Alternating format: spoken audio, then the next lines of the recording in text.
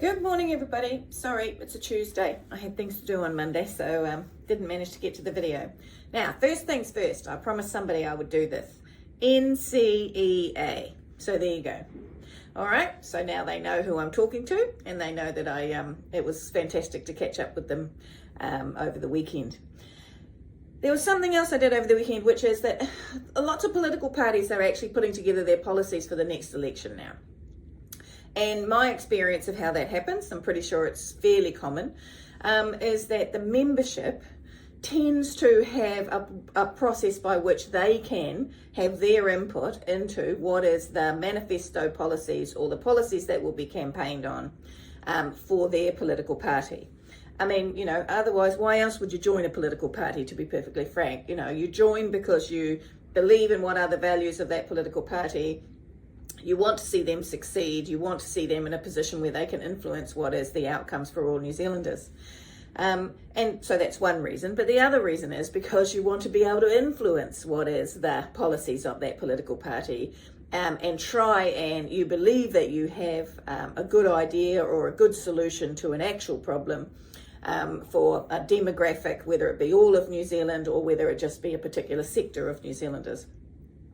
And so you pay over your membership money and you expect to have some input. That's my experience, all right?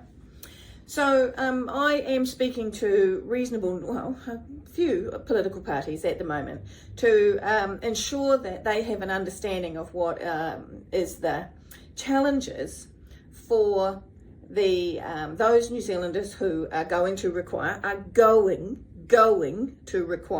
There's no magic wand here. We don't hit 85 or 90 and suddenly, the fountain of youth is there and things just stop declining.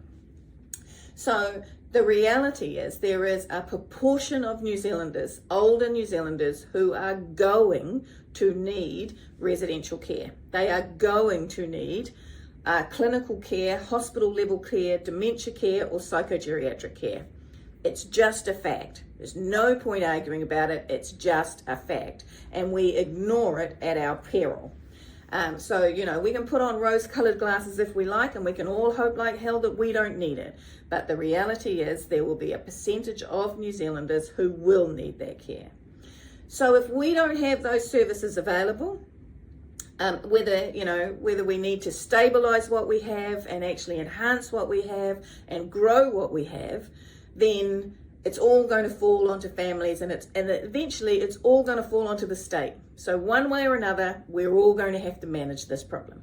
And all I'm trying to do is to get all political parties to face what is the reality of that future and have a think about what I believe and what we believe and what the sector is trying to tell them will stabilize, will enhance, and will allow us to actually manage that going into the future. The reason why I'm telling you about that this morning is one of the biggest challenges to finding real solutions to real problems in any country, in any democracy, but I'll talk about New Zealand, is tribalism. So people who get into politics to do in the other guy, or people who focus on who's providing that care or who's making money out of something or who's, getting away with something so trying to get a human being or stop a human being from getting something or making something or doing something. Instead of focusing on the problem and the solution for the problem. So tribalism, which is that, we're this political party, so we only do things this way, and we don't believe in we don't believe in profit or we don't believe in beneficiaries, takes away from the solution, people. The way to deal with the problem, and politically, just identify the problem. Stop talking about the other guy. Then work up the solution that better reflects your values and you believe will actually assist other New Zealanders, and then present it to the membership of your political party. Take the tribalism out of it. A good idea is sellable. A good idea will cross all political boundaries, and you never know. You just might get people to change their vote because you've actually got a real solution to a real problem, and you're not blaming somebody else, and you're not trying to do somebody else in. You're just trying to do something for New Zealand. See ya.